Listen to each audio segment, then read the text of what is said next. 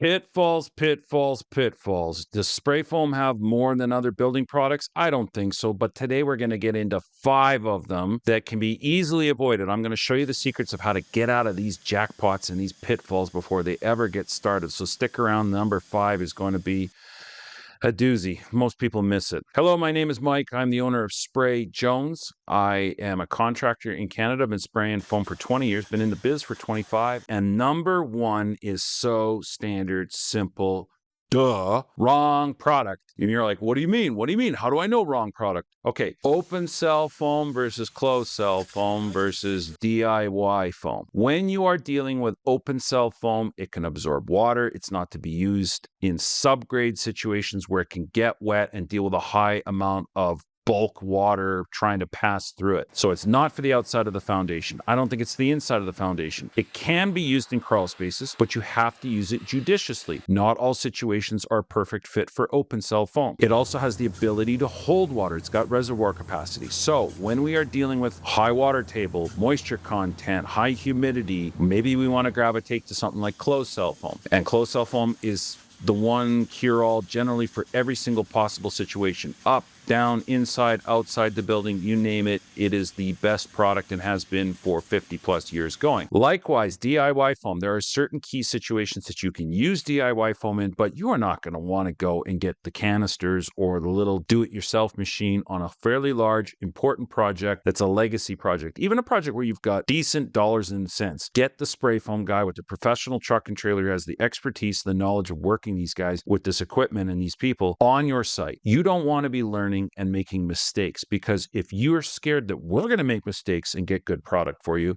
how much more important is it that you don't dabble in things that you just don't know? If you're liking this content and you want to see more of it, the number one thing you can do to help me and to help you is join my new community. It's thinksprayfoam.com. It is online. It's the capability of having conversations, live Q&As, dialoguing with experts, getting verified real-world advice and instruction on what to do, how to do it, and why. And you're not having to run around worrying if what you've been told takes you 3-4 hours to verify whether it's rubbish or good. We're trying to create an online community where people that are using foam, receiving foam, can go to get their answers, get better, save money, and avoid pitfalls just like this.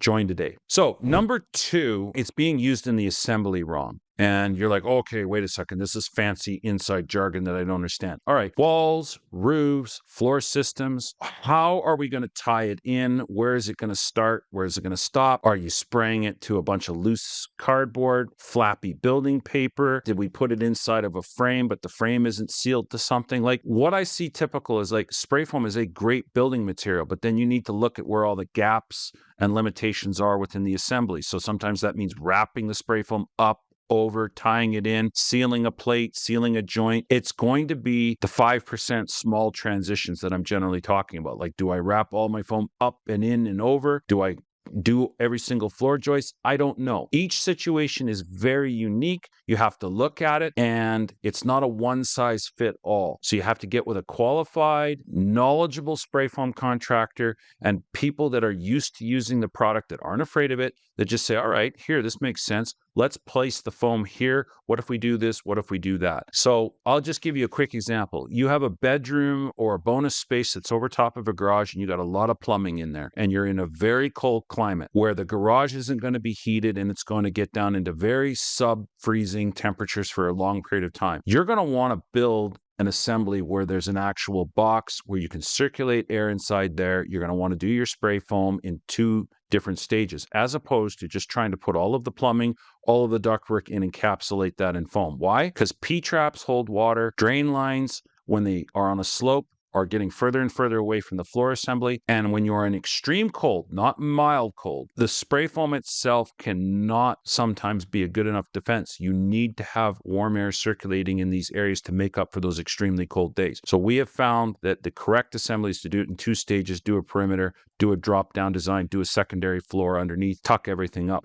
What if you don't have the ceiling height? Well, those are discussions that you have to have with your client. The point being is wrong assemblies are a pitfall. Have an open discussion with people. Talk about what you're planning on doing and why. Number 3, not being purpose-built for foam, or if you've built it, changed your mind at the 11th hour, not properly modifying things to include spray foam. So you're like, okay, what the heck's he talking about now? Well, Let's say you're going to go and do a non-vented roof. People ask me this all the time. Oh, I'm going to spray foam to the underside of the roof. I'm going to do one of those unvented attics. Good, you should. But I got all the vents in. What do I do? All right, well, the vents should be closed off, but vents that are up into the space that are, drop down chutes and what have you, in a lot of situations, they impede adhesion. And if there's only one way in and no way out, they become a huge problem. Bats can live in them, moisture, external steam discharge, mechanical discharges can go up a wall into a soffit, rot things out.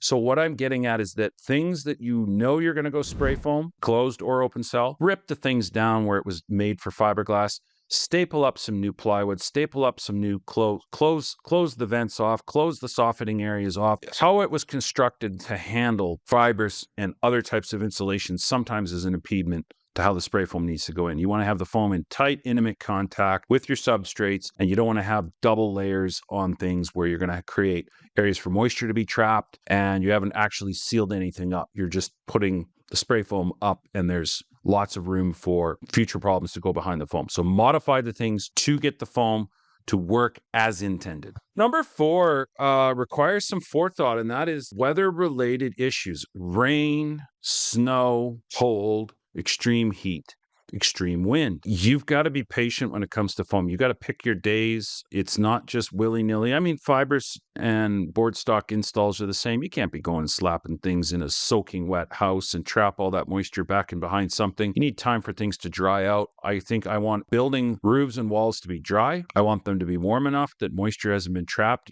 For those of you that are in the cold weather climates, I don't want things to be frozen where ice is trapped inside seams and joints and in the overall lumber itself. Lumber can absorb a lot of water.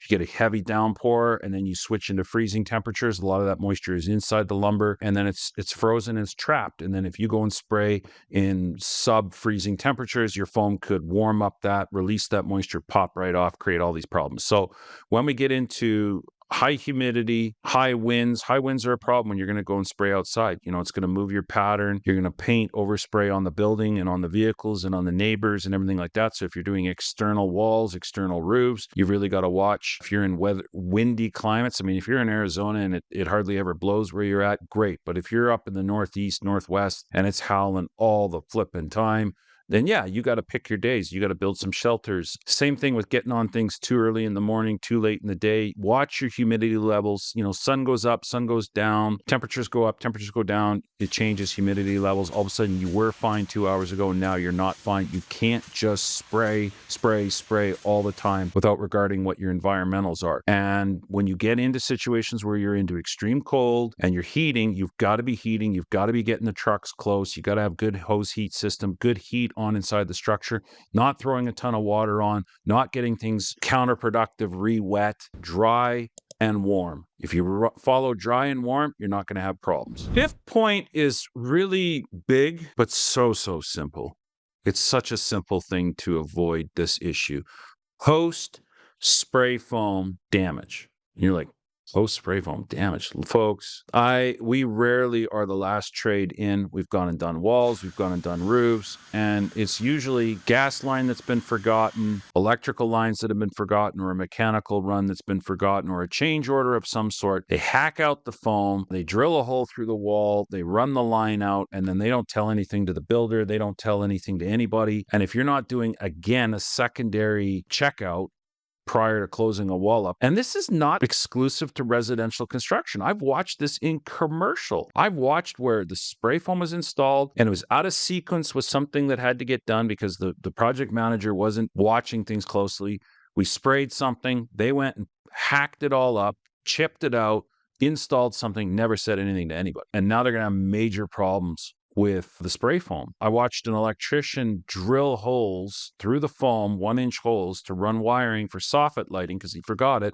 Never sent anything to the builder. And then that gets closed up, condensation's building, frost building into the soffits, into the drywall's got to be pulled back down. So I have told my builders, renovators, anybody, after the spray foam's done, you can modify it, you can cut it, you can change it, you can make, but call me. Do an inspection yourself, look things over, make sure you haven't chipped up and wrecked the foam. I watched a trade one time think that the spray foam was neat and sat there whapping it with a hammer because it was cool to watch it crush. He sat there beating it, pocking his framing hammer into it. He got yelled. He nearly got removed off the job site. So, folks, this is what I'm talking about. Watch what you've done with your foam. Keep things sealed. That goes for caulking, other secondary products and services that you've had to do. If you had to do caulking where all the seams are and everything like that, watch that the drywall guys aren't going to sit there and slide it around, wreck it all, and muck up your install. So post-foam install is important to check it out. So again, you like this content, join thinksprayfoam.com. Come into my community. You are missing out. If you think this is the be-all and end-all of information, you're missing 100 times. There's like 100 times more information, better information, more thorough information, more personal information